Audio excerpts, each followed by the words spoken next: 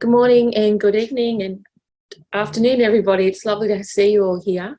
It's very exciting. This book has had two incarnations. The reason I wrote it was over 30 years ago, my psychic journey finally sort of came to the fore. I was born psychic and I've now had 7 near-death experiences during my lifetime. But I had the first one when I was 3, and I used to always see things and know things, and my mum always just said I was trying to get attention or was making things up, but then really all the things that I was seeing was spirit. And as a child I tried everything to shut it down, but when my grandfather died when I was 15, it was that was the first really actual dead person that I knew that I saw.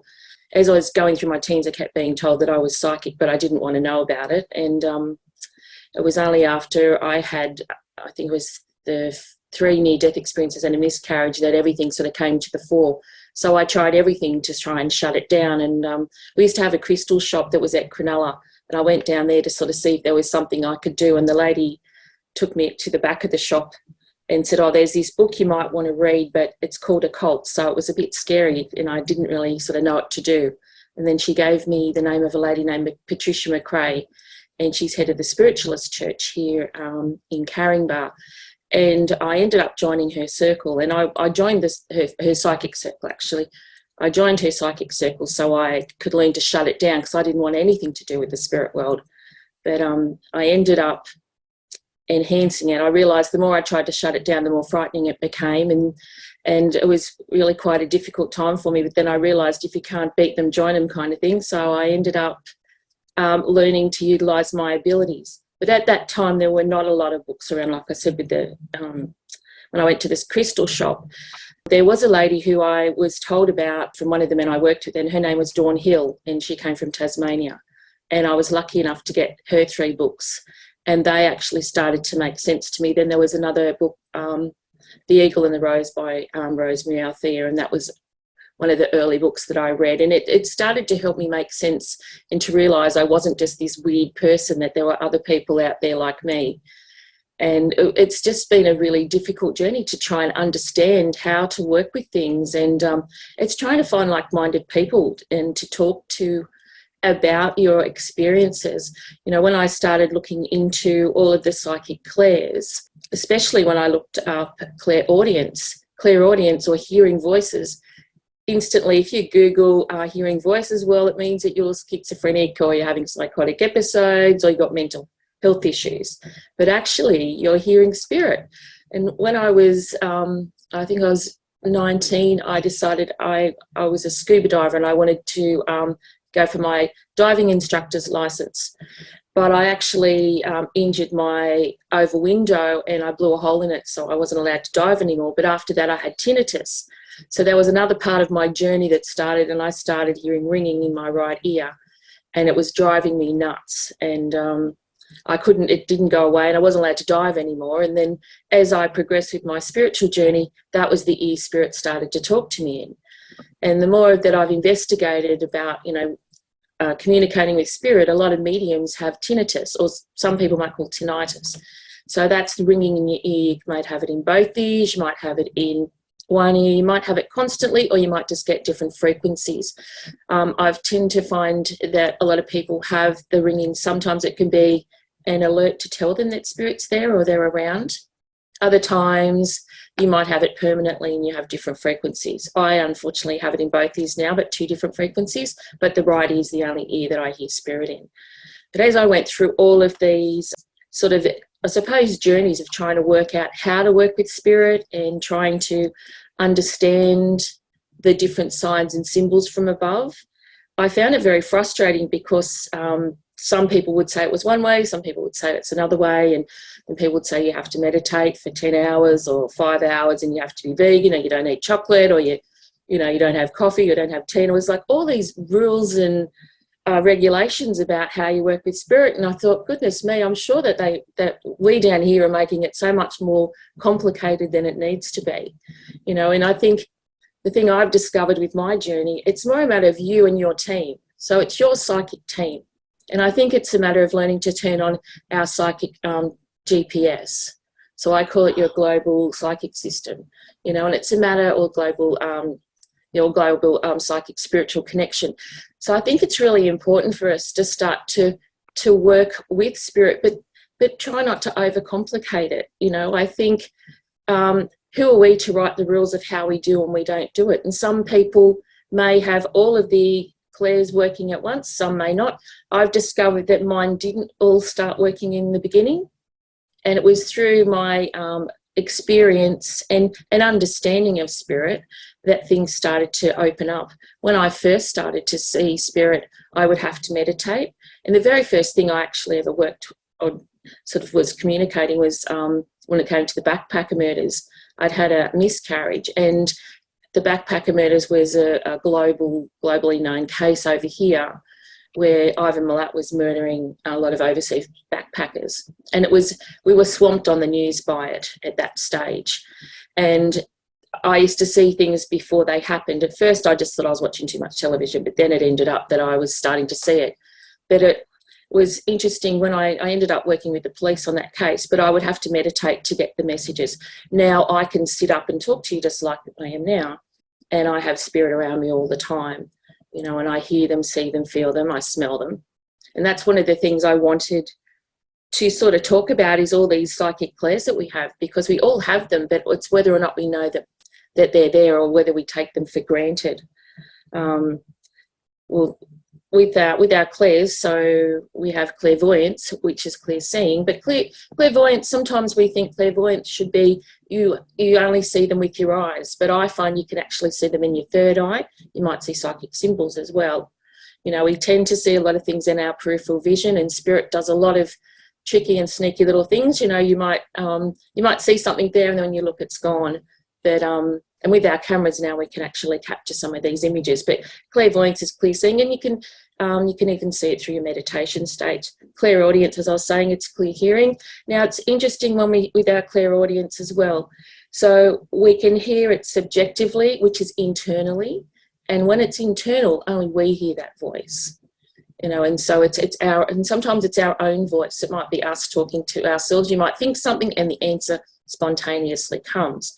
And that can also be connected to another clair called claircognisance, where it's that light bulb moment. Then there's other times when we get our clairaudience where it might be we're thinking of a loved one, and our loved one will talk back to us in their voice.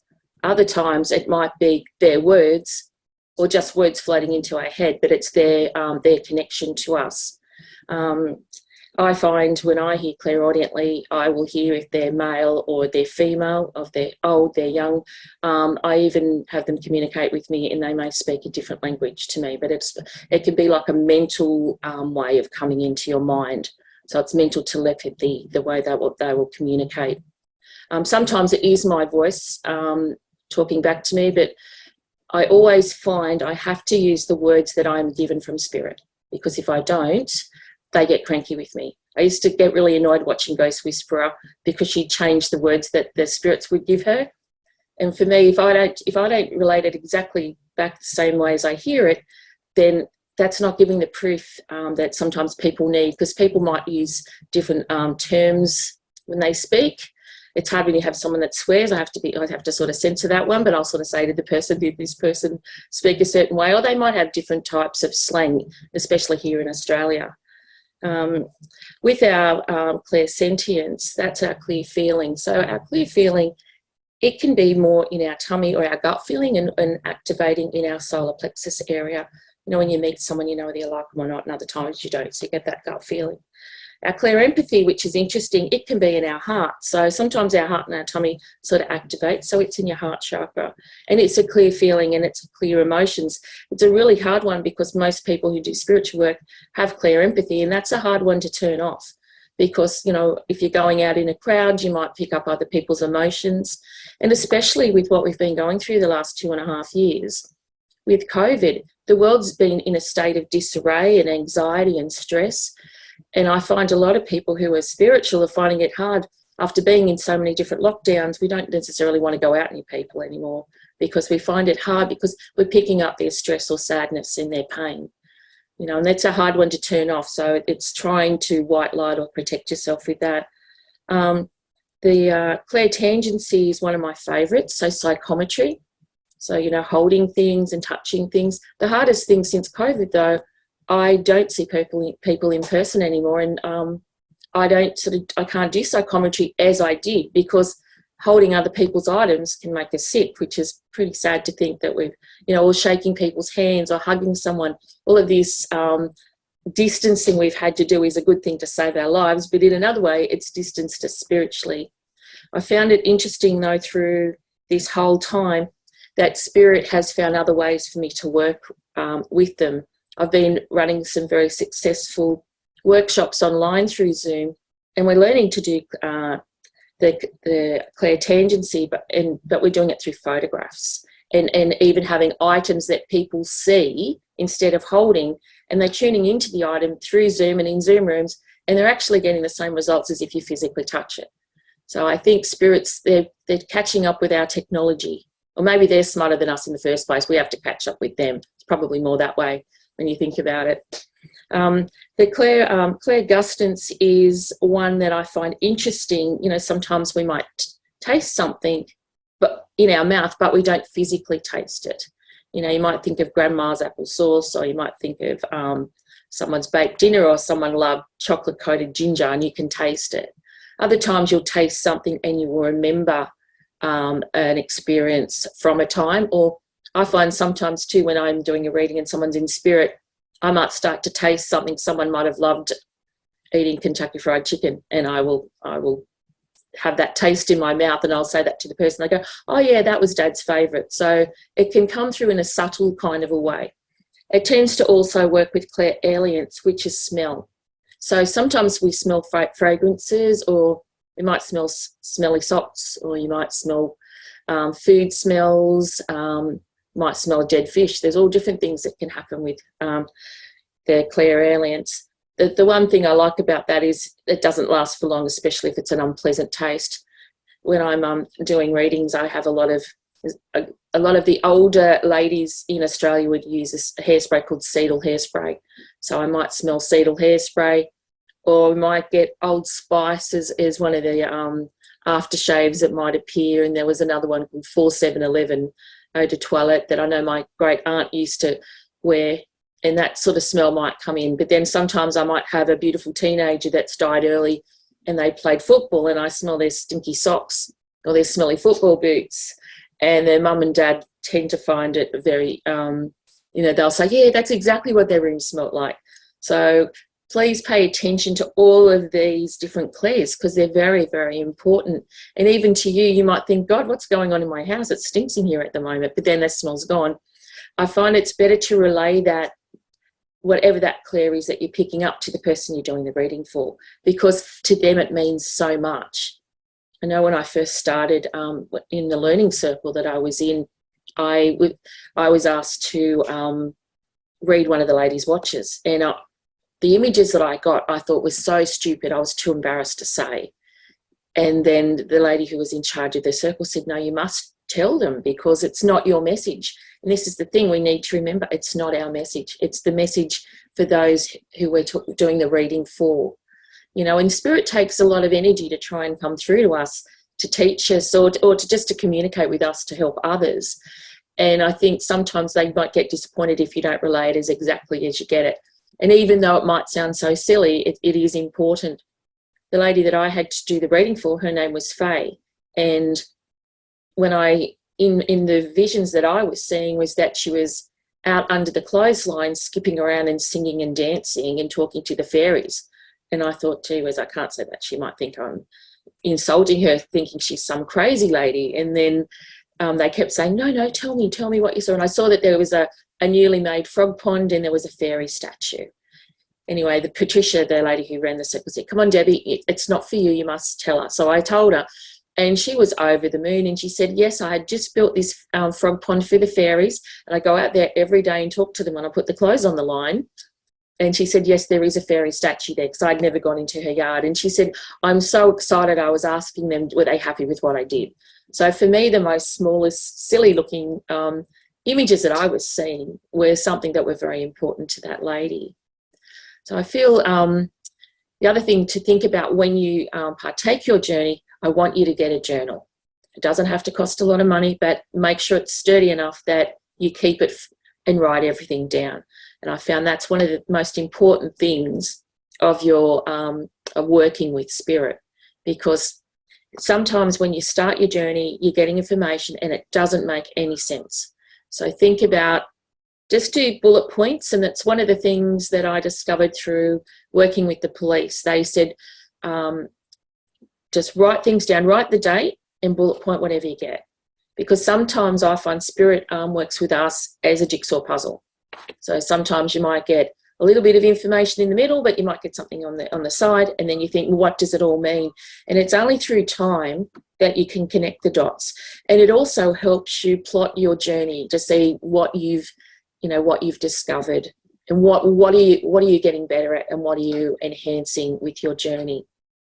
One of the things too that I think is important is your signs and symbols. One of the decks that I have written is Psychic Symbols, and this deck is based on it's based on my psychic symbols that I got from spirit. So sometimes you might want you to start to sort of write down things that you get repetitively. So for example, sometimes I'll get doorways, and this is what I used to see as a vision in my mind. And then the doorways would mean to me that I had different choices. So, and just because I see something a certain way doesn't mean you have to, but I want you to start to focus on the different things. If you get repetitive things and you think, oh gosh, I did a reading for somebody else, but I got that image again, that's because that's part of your psychic encyclopedia or part of your global psychic system. So start to write down the signs. You know, feathers, we all think of feathers and angels, you know, or connections from spirit. So they're kind of, they're unified with a lot of people. So that's okay. But, you know, with me, with the doorway, you know, I might have 2 or 3 doors, but then sometimes the door I want to go through is the one they'll tell me not to. And I'm a bit of a stubborn, pig-headed person at times. And I know I've had some TV opportunities and spirit told me not to do them. It was like, no, I'm going to do it. I'm going to make it happen. And when I did it, when I went through the door, that door actually was probably the worst door to go through, because I got through the door, but it was like the floor fell away from me when I got there. So my experience wasn't great, but it was also a learning as well. So that's one of the things I want you to remember when you work with spirit. There are no mistakes. It's a matter of everything's a journey and everything's a learning. So that's what I want you to think about. And that's one of the reasons when I did write this book, I wanted something that was sort of give you different steps and different sort of ways to go through.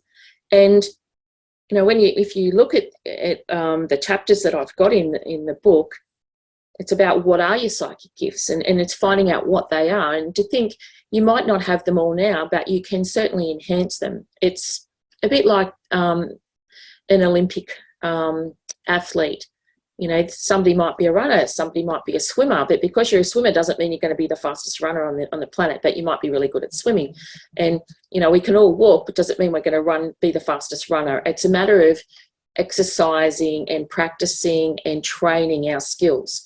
So the more we exercise them and practice with them, then yes, we can strengthen them. You know, and some things, when I talk about the clairs, some things you might think, yeah, I can get that. And other things, oh, that's not my thing, doesn't interest me. And that's okay, because there's no rules that you have to do anything a certain way. It's more about awakening the abilities and utilising the ones that you feel you're best drawn to, you know, and focusing on what you feel good about, and also working with your psychic team. You know, we have so many beautiful beings above and around us that's important for you too. Just think about who's there, and your guides will change. They won't be the same one that you have. You'll have a main guide from when you're born to when you pass, but you will have other ones that will come in. I know when I first started out, I had one called Running Horse, and he used to be around me a lot, but I don't feel him as much anymore. I have other guides, and the thing that frustrates me, and a lot of people say, well, what do your guides look like? I don't always see my guides, I feel them, and I feel that they're around me, so that I feel them behind me, I hear them talking to me, but I don't always sort of know exactly what they look like. I have got some spirit guide drawings done, and I tell you what, if some of those people are my guides, I think I'm running for the hills, because some of them were pretty creepy looking things, and they just didn't relate to me at all. So it's hard, you know, you go to the Mind Body Spirit festivals over here and they do your drawing, and it's kind of like, it just doesn't relate. So that's why I feel it's always important for you to focus on how you feel with your spirit guides, your guardian angels, and the information that you're receiving.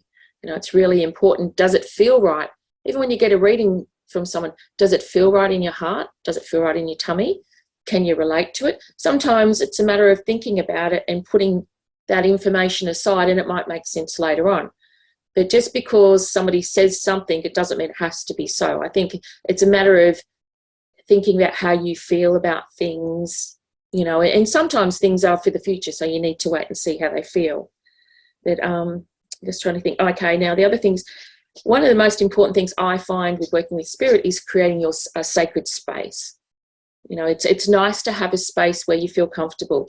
If you're lucky enough to have a room, that's great. If you don't worry about that. Your space can be an internal space where you're sitting quietly and just feeling the connection. You know, it might be a chair you sit in. And when you sit in that chair, you might put some nice music on. You might have some nice candles or fragrances or oils, and just sitting quietly and calming yourself. If you want to hold a crystal, that's fine. But whatever it is that you feel good about, it could be a corner of a room, but it could be just sitting in a meditative space. You might actually make contact that way. So I think having that peaceful time where you know you're not going to be interrupted by the family coming in or the dog barking. So I think that's another way to sort of try and enhance your connection to spirit. It's great if you can do it daily. It may be that you just ask each day that what's my word for the day, or what's my affirmation for the day. So starting to work with spirit and just sort of going through that. And again, with the journaling, it could be that you ask spirit to give you that message and you write it down. And then again, the messages can actually become more enhanced, and you know, it'll join the dots. You might get a word for the day, but by the end of the week, you've got a whole sentence, or you've got a whole message from them coming through and sort of guiding you. Now, we all talk about, everybody asks about auras and, you know, what an aura is. We all have auras. I don't personally see them. I can feel them. I've had some aura photos taken, and I'm the biggest skeptic. And I did get one, and I thought, oh, I know a few people got them and they all got the same one, but I got one, and I had a really bad migraine. I actually took some Panadol before I got it, so I would feel better before I got the my aura taken. And when I got the photo done, there was a big chunk out of my aura. So from the top of my head, there was this great big black thing coming in, and I was sick with a migraine for 2 weeks. So auras can sort of show us what's going on around the body and in the body, but also, you know, when our feelings. So the reason I put in about auras, it's about expanding our aura and actually shrinking our aura. I mean, how many of us sat on the train or on a plane and we've had people all over us? You feel like they're sitting next to you, but they've got the armrest and it's your one, and, you know, or you're sitting in a crowd and there's people around you and you feel like they're in your space. So I think it's important for us to think about how we can expand our aura, and it actually makes people move away a little bit because you're sort of touching theirs, or, you know, or you can bring your aura in, but it's also about protecting it, because that's our force field, you know. And when we like someone or we feel comfortable with someone, we don't mind them being as close to us, but with someone we don't know and we feel awkward with, we want them to move away. But the aura is very important, and even our chakras as well, so those work hand in hand. But I'm sure most of you are advanced past that anyway, so I'm not going to go on to that too much, but it's just about working out how we can expand and how we can reduce things. The other thing is most important is psychic protection. I think for me, that's one of the biggest lessons, you know, in white lighting ourselves. We all hear about white lighting, so I've got examples of how to white light. I always use the shower every morning, and I did a TV show many years ago, and I was locked in Maitland Jail, which was one of Australia's worst jails. But I was in there for about 12 hours. And by the end of it, I came out and I was a wreck, but I actually got physically attacked in there. And I had strangulation marks on my neck for over 12 months after I did the TV show. And I did protect myself when I first got in there, but I was locked in there for so long and so terrified that I actually, you know, it actually got to me. So that's why white lighting and psychic protection is really, really important. And psychic protection doesn't mean it has to be spirit. It could be humans as well. Sometimes we have people that are draining in our lives and friends that ring us up all the time when they've got problems. And as soon as you hear their voice, you think, here we go, they're going to start dumping on me. So, you know, sometimes it's a matter of lifting your frequency or your vibration. And that's the most important thing.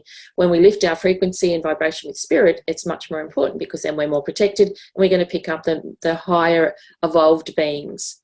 You know, it's like the frequencies here, the earth frequencies here, the higher ones are up here. I mean, there's nothing wrong with the ones here, but sometimes they're more earthbound. You know, if you're going to historical locations, you might bring some ghosts and things home. My uncle rang me the other day, went to Norfolk Island, and he's the biggest skeptic out, and he actually brought a ghost home with him. So he asked me how I could help him clear it, and then I told him, but then he said no, he thinks it's quite fun that the ghost keeps turning the TV on in the middle of the night and opening the garage door. Don't know how he's going to cope with that in another week. That was only this week. So, but you know, it's not always, you don't always want them around. I know they certainly have a bit of fun at my house. They tend to turn my TV on at usually between 3 and 3:30. And they have fun. So yeah, if that sort of stuff starts to happen, it means it's time to smudge the house and clear them out, send them back over to the light. They have got some sort of tips on how to clear your house as well. Working with our spirit guides and guardian angels, that's very important. And some people are more drawn to spirit guides, some people are more guardian angels, or both, whoever you feel you're more connected to. I've written quite a few decks now of working with spirit guides and guardian angels, and they certainly are around. And I feel if I hadn't listened to mine, I probably wouldn't be here, because I have had some pretty close calls in the past, especially working with the police cases. Had people come after me in my old office in the car park and broken in. So now I always listen to them. But, you know, we all get these feelings. Do any of you get that feeling in your tummy or in your heart? You feel like something's not right. You just feel like it's, you know, or someone's walking down the street and you think, I better cross the road. I don't want to be in their energy. So it's really important to feel that. But there's the other side of it, when you meet someone and you like them straight away and you just feel really comfortable. You know, so not everybody's bad. There's lots of good and bad. The signs from above, well, that's really important as well, because we do see so many, and we're surrounded by so many signs and actual images these days, because we can Google anything. We're lazy. We don't go to the library anymore to go and look something up. We just get onto Dr. Google and we have a look and we can see what's there. You know, we've got Instagram, we've got all this social media. So there's so many signs that we see, and numbers. We're bombarded with numbers and number plates, and there's so much going on. So it's really important about the signs, you know, and just that repetitive sign, like I was talking about with the psychic reading cards that I did. The signs are important. When we see butterflies, it might be an eagle. It could be, sometimes I see a really silly one. I didn't put it in my cards because my publisher thought it was a bit stupid, but I see, and I don't really eat cake, but they show me a great big table full of cakes, and there might be a cheesecake, a chocolate cake, a pavlova, or you know, some sickly cream cake. And they always tell me to tell the person to go for the cheesecake, and people go, but I don't even like cheesecake, and I don't really either. But it's more like cheesecake, you know, it's going to taste like, it's sort of heavy and it's stable, where if you see a pavlova, it's all fluffy and light, but it sinks and it's just going to fall away. So it's weird. It's about picking something solid, or something that's going to make sense to you. I know that sounds a bit silly, but I don't know. I just see things in different ways. Like, you know, I get of course you get clouds and things. I'm just trying to think. Yeah, you might get musical notes. Like the phoenix is one of the ones I love when I see that, for people that just, you know, they might be having such a terrible day, or terrible year, terrible, you know, 5 years. But when I see a phoenix, it always shows that there's hope, and, you know, that there's going to be light at the end of the tunnel.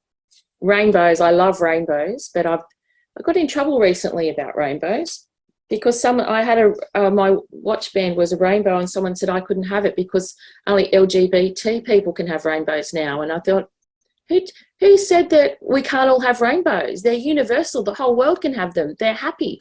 So I'm still going to wear my rainbows, whether people like it or not. But I love rainbows because they're magical, and they're there and then they're gone, and they always make me happy, you know. And I think they're the 7 colours of the aura, the chakra. So, you know, it's really important. Now, would any of you like me to stop and let you ask questions?